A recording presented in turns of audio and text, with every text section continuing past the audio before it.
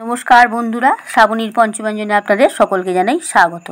বন্ধুরা, চাল কুমড়োর পুর তো আমরা অনেক খেয়েছি, কিন্তু আজ আমি একটা নতুন রেসিপি নিয়ে আপনাদের সামনে চলে এসেছি। সেটা হলো ঝিঙে পুর।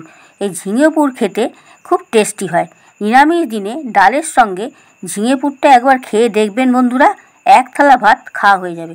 চলুন তাহলে ঝিঙে পুর বানানো শুরু করি।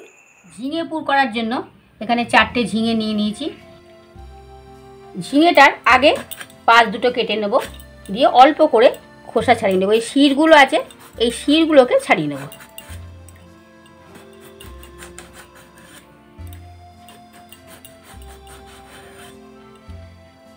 দেখুন বন্ধুরা, একটু খোসা রেখে দিয়েছি, শুধু শিরগুলো ফেলে দিয়েছি। এইবার আমি এইভাবে কেটে নেব।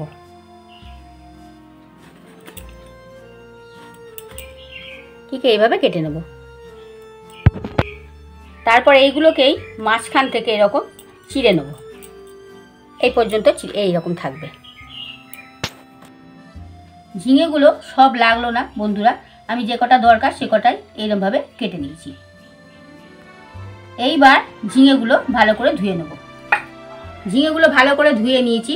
এইবারে অল্প একটু নুন দিয়ে ঝিঙের সঙ্গে মাখিয়ে রেখে দেবো।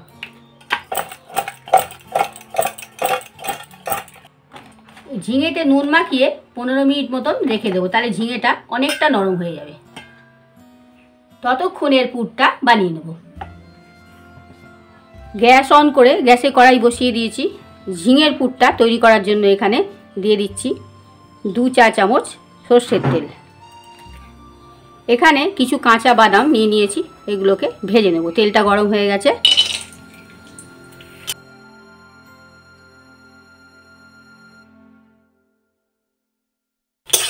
বাদামটা ভাজা হয়ে গেছে, বাদামগুলো তুলে নেব।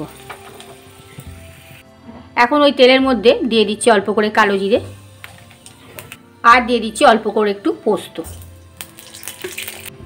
একটা আলু সেদ্ধ করে রেখেছিলাম, এর মধ্যে দিয়ে দিচ্ছি। এখন আলুগুলোকে তেলের মধ্যে দিয়েছি, ভালো করে এবার ম্যাশ করে নেব। এর মধ্যে দিয়ে দিচ্ছি স্বাদ মতো নুন, অল্প পরিমাণে হলুদ, দিয়ে দিচ্ছি অল্প পরিমাণে কাশ্মীরি মরিচের গুঁড়ো। আমি এই পুরটা তৈরি করছি খুব সাধারণভাবে, আপনারা চাইলে নারকেলের পুর দিয়েও করতে পারেন। দেখুন বন্ধুরা, সব সময় তো নারকেল ঘরে থাকে না, সেই জন্য খুব সামান্য উপকরণ দিয়েই এইগুলো করলে দারুণ টেস্ট হয়। ঘরোয়া রান্না, কিন্তু টেস্টও দারুণ হয়। এর মধ্যে দিয়ে দিচ্ছি 1/2 চা চামচ সানরাইজের চাট মশলা, আর দিয়ে দিচ্ছি অল্প করে কসুরি মেথি।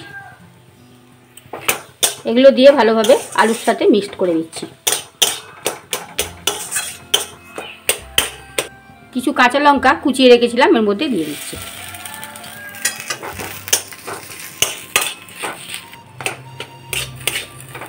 যে বাদামগুলো ভেজে রেখেছিলাম সেইগুলো একটু ক্রাশ করে নিয়েছি, এর মধ্যে দিয়ে দিচ্ছি। বাদামগুলো দিয়ে একটু মিক্সড করে নিচ্ছি। গ্যাসের ফ্লেমটা অফ করে দিলাম। পুর সম্পূর্ণ তৈরি। 15 মিনিট মতন হয়ে গেছে। ঝিঙেটা এখন একটু ব্লাঞ্চ করে দেবো। গ্যাস অন করেই দিয়ে রেখেছি। এবার অল্প একটু জল দিয়ে দেবো। কয়েক মিনিটের জন্য একটা ঢাকনা চাপা দিয়ে রেখে দেবো। ঝিঙেটা ব্লাঞ্চ হতে হতে আর পুরটা ঠান্ডা হতে হতে আমি ব্যাটারটা তৈরি করে নেব। এখানে দিয়ে দিচ্ছি 4 টেবিল চামচ মতন বেসন,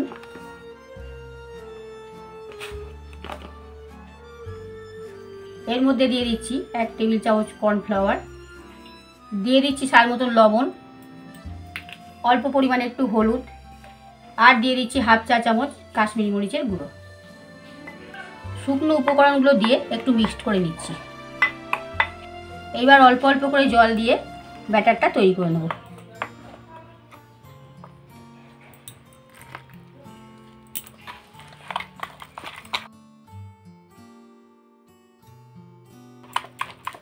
এবার হাতে করে আমি আরও একটু ভালোভাবে ফেটিয়ে নিচ্ছি।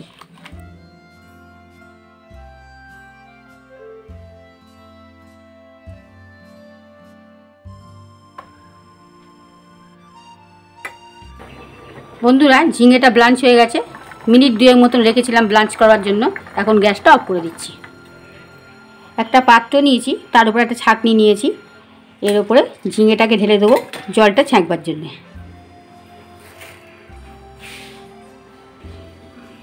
ঝিঙেগুলো জল থেকে ছেঁকে একটা থালায় নিয়ে নিয়েছি, ঠান্ডা হয়ে গেছে। এবার পুরগুলো পুড়ে নেব।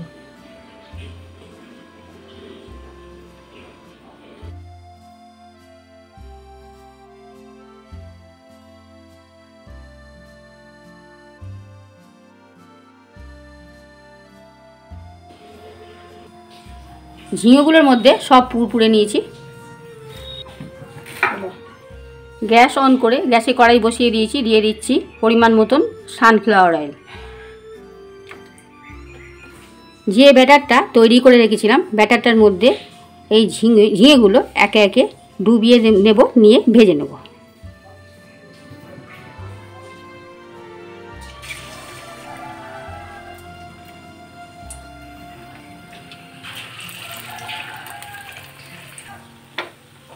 ফ্লেমটা লো করে ঝিঙেগুলোকে ভেজে নিতে হবে। এক পিঠ ভাজা হয়ে গেছে, অপর পিঠটাও এইভাবে ভেজে নেব।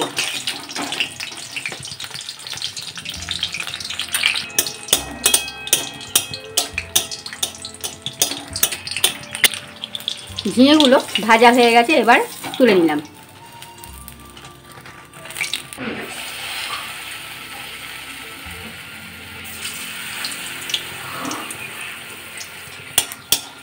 বন্ধুরা আমি এখানে দুটো দুটো করে ভেজে নিচ্ছি।